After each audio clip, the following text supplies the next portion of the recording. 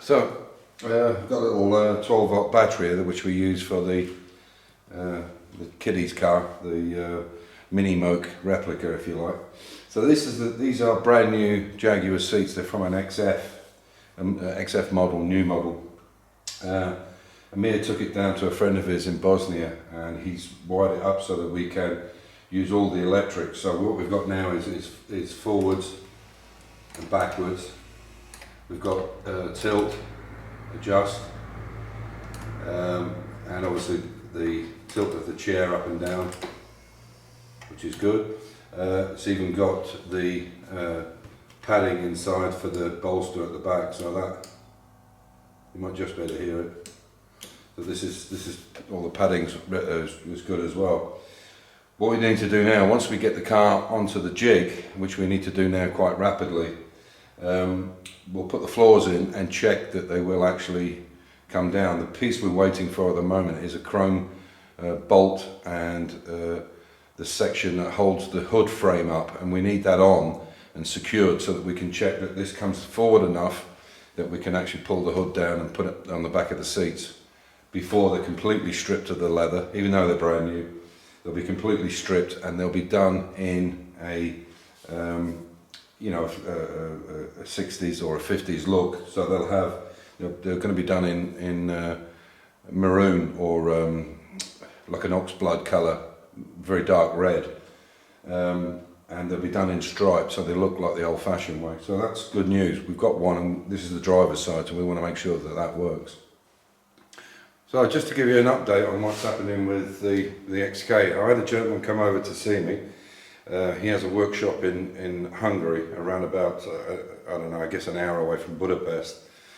I'm going to see him after I get back from Dubai and just double and check the work that he's got. I have it on good information that this guy is extremely good.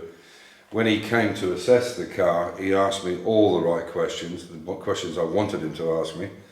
And so basically the way it's going to work is that I've explained to him now we need to put this body or the shell back onto the chassis, bolt it down, and then check all the wing alignments, check the door alignments, the door gaps. We just want to make sure all the shut lines are perfect when it's on the chassis, not on the jig. What we'll then do is actually drill them so that we can put screw indicator pins in it, so we know exactly where to put them back when the car is finished. So the bottom line is basically I'll take the car to them.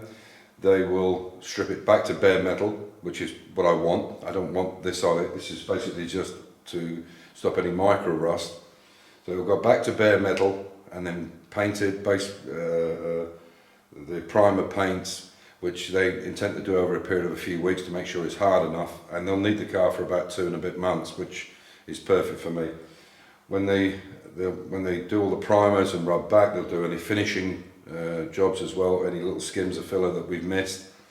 They'll do all that, plus all the parts that go with the car. It's going to be in Old English white, so they'll do it in Old English white, and then the clear coats, and then they'll use 2,500 or 3,000 grit, wet and dry, to polish it back. So when we get the car back, it'll be completely ready, go on the chassis, and it's done. There's no after polishing, which is good news.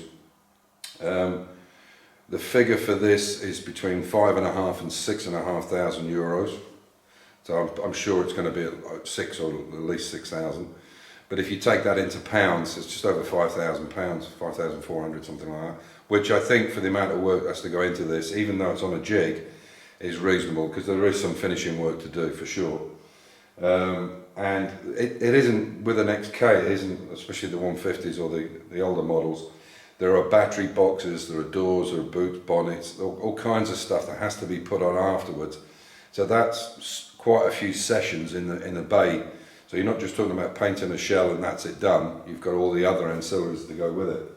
Anyway, so that's the situation. So we're now going to try and get it to them by, we've got, November's basically written off because we're away in Dubai and some other things have come up.